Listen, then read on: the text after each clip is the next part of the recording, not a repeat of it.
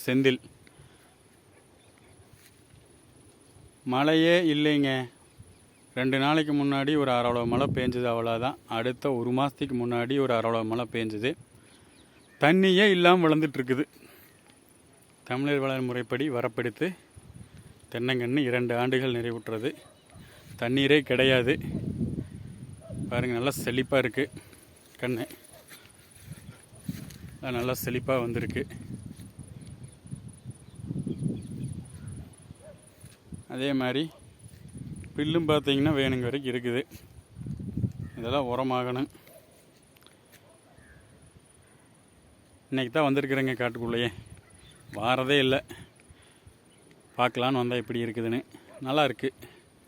நல்லா செழிப்பாக பசுமையாக சூப்பராக இருக்குது.